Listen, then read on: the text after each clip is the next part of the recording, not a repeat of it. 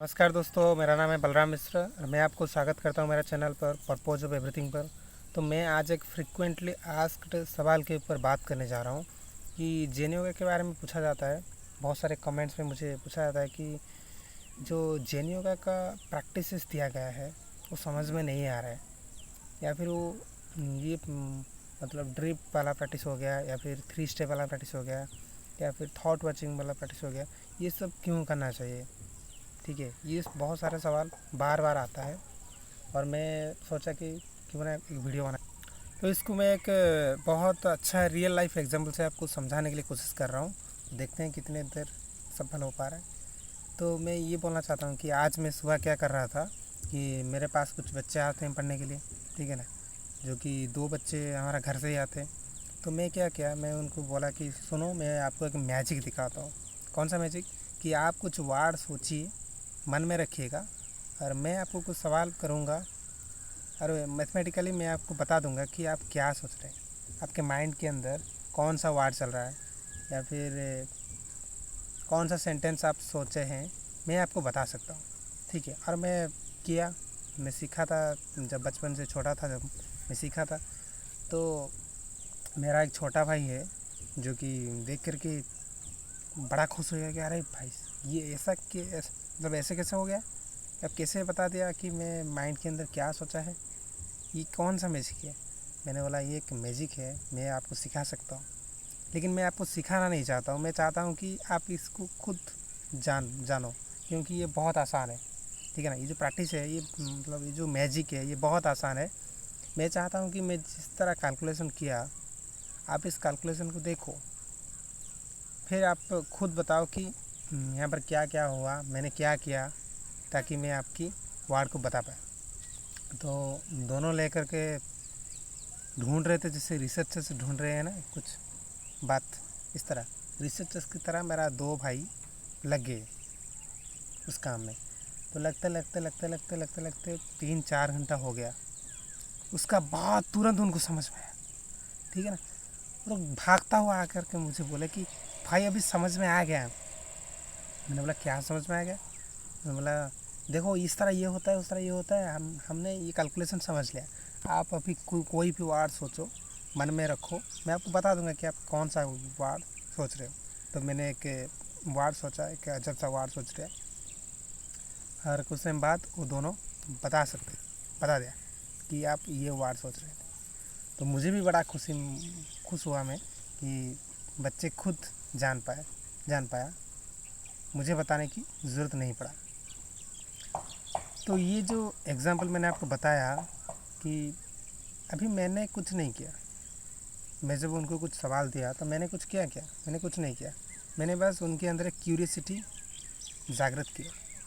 उस क्यूरियसिटी दिया तो वो क्या किए कि दोनों खोजने लगे कि इसके पीछे क्या चक्कर है, किस तरह ये होता है, या किस तरह मैजिक काम करता है।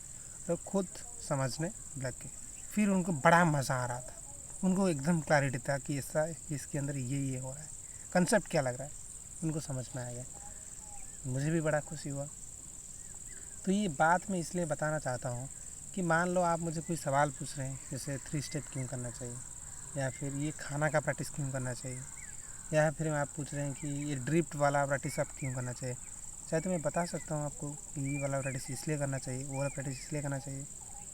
लेकिन ये ऐसे हो गया ना, जैसे शॉर्ट टाइप क्वेश्चन पूछा जाता है बचपन में, बताओ आप इंडिया की प्राइम मिनिस्टर कौन है। ठीक है ना, और बताओ कि जो पानी है वो कितने टेम्परेचर में बर्फ़ बन जाता है। ये जो सवाल है ना, ये सवाल में मज़ा नहीं आता है, क्योंकि ये सब डायरेक्टली आप आंसर सुन लेते हैं ना, ऐसा रट्टा लगाया जाता है इसको। ठीक है ना, ये कोई रट्टा लगाने वाला सवाल नहीं है कि 3 स्टेप क्यों करना चाहिए। और मैं बता दूं कि 3 स्टेप इसलिए करना चाहिए। अरे बताओ फिर ड्रिप क्यों वॉच करना चाहिए?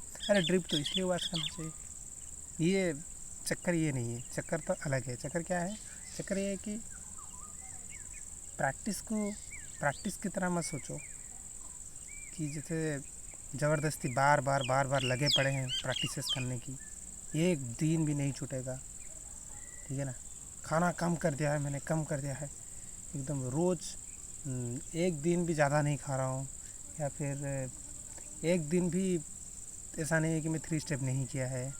ये सब ज़बरदस्ती करने की बात नहीं है, बात एक खोजने की है कि आप एक प्रैक्टिस को कितनी देर समझ पाते हैं। ठीक है ना, मतलब 3 स्टेप हो गया, 3 स्टेप करके आप 3 स्टेप के बाद आपके माइंड की स्टेट को ऑब्ज़र्व करिए, एक बार नहीं बार बार करिए।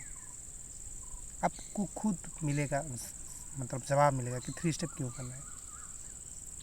कोई सामने वाला को पूछने की ज़रूरत नहीं है कि वो उसका एक्सपीरियंस बता रहा है, जिसको आप इनएक्टिवली सुनेंगे। लेकिन आप, अगर आपके पास जवाब होगा, आप अगर उसको खुद एक्सपीरियंस करके देखा होगा, तो फिर आपको कोई कंफ्यूज नहीं कर सकता। अब पता होगा हाँ इसका असर ये होता है, मुझे पता है। और ड्रिफ्ट आप कर सकते हैं, करके प्रैक्टिस की तरह ज़बरदस्ती नहीं, बस एक्सपेरिमेंट कर सकते हैं आप।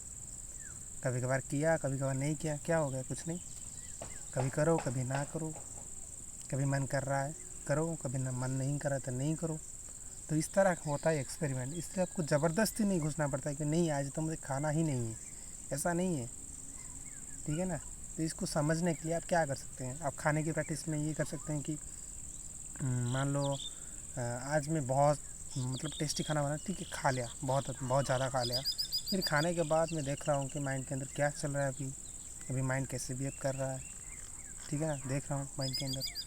फिर 2 दिन बाद मन के आ रहे, अरे तीनों दिन तो बहुत अच्छे से खाया, तो क्या हुआ, फ़र्क, आज थोड़ा सा कम खाते हैं, देखते हैं क्या होता है। थोड़ा सा कम खा लिया, फिर माइंड को ऑब्ज़र्व करना शुरू करो कि अभी क्या है माइंड। ठीक है ना, इसको कहते हैं एक्सपेरिमेंट। कुछ करो, गलती होगा, फिर करो, फिर गलती होगा, फिर करो, गलती होगा, बार बार होगा, कितनी देर होगा, फिर नहीं होगा लास्ट। ठीक है ना। जैसे बहुत सारे साइंटिस्ट आते हैं, अब क्या पता है, लगता है कि एक बार एक्सपेरिमेंट करते हैं वो बना देते हैं, कुछ नहीं, वो बार बार एक्सपेरिमेंट करते हैं, बार बार फेलियर आता है, फिर लास्ट में सक्सेस मिलता है। तो उसको कहते हैं रियल खोज। तो आज के लिए इतना ही। Thank you for watching this video.